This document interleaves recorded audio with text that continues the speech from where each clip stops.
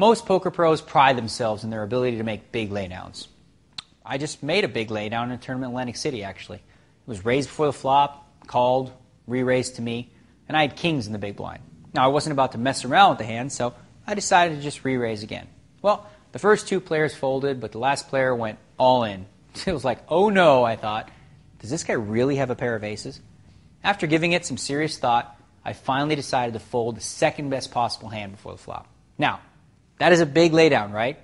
Was I right? Well, unfortunately, the player showed me his hand, and I saw that he had pocket queens. So much for my big laydown. I outsmarted myself and missed out on an opportunity to double my money as a 4-to-1 favorite. Therein lies the problem with these big laydowns. When you're wrong, it is a statistical nightmare. Having said that, if you never fold the best hand, then you're probably calling too much. You want to try and avoid paying off bets where it doesn't look good for you, but sometimes your hand is just too strong to fold. For example, let's say you're playing limit hold'em and started with king 10 of hearts. The final board reads jack of hearts, 6 of hearts, 9 of hearts, and a deuce 7, giving you the second nut flush. Only the ace high flush could beat you. Well, obviously your hand is strong enough to bet on the river, but what will you do if someone raises you? Well, they might be bluffing, they might be raising you with a weaker flush, but more often than not, they will have precisely the one hand you can't beat, the nut flush. So what should you do in that situation? Well, the first thing you want to do is figure out what price the pot is laying you to call. Let's say, for example, that there is 120 in the pot and you have to call $20 to see your opponent's hand. I mean, that means you're getting 6-to-1 odds that your opponent doesn't have the one hand that beats you. In this case, it seems obvious that you should throw in the $20 since you'd only have to be right one out of every 6 or so times to make the call correct. This just isn't a situation where you'd want to make a big laydown, okay? Let's look then at an example where a big laydown might make some sense. This time, let's say you're playing no limit hold'em, where you can bet everything you have at any time.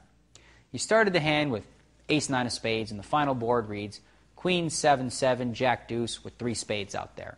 Well, this time, it's you that has the nut flush, but once again, you don't have the nut hand, as any full house can beat you.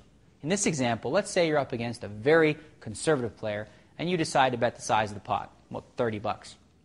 That leaves you with 250 more left in front of you. What should you do if your opponent, the tight guy, decides to raise you all in? Now, this is no easy decision. What you'll need to do first is ask yourself the following question. What could he have? There are only 2 real possibilities here. You know he doesn't have the nut flush, since you do. So that must mean he either has a full house or he's running a bluff.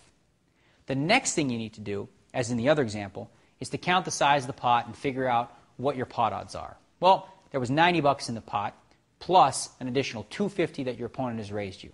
So that means you have to call $250 to win $340. Your odds this time are only about 1.36 to 1. The next and final step is to figure out how often you need your opponent to be bluffing to make your call correct. In this case, you need your opponent to be bluffing about 42% of the time. Confused yet? Okay, well, the good news is that you don't have to be that precise with your math. All the math does is help you ask yourself that final question. Would this guy bluff in this situation 4 out of 10 times? Now that part, that's when you are on your own when deciding if you want to make a big laydown.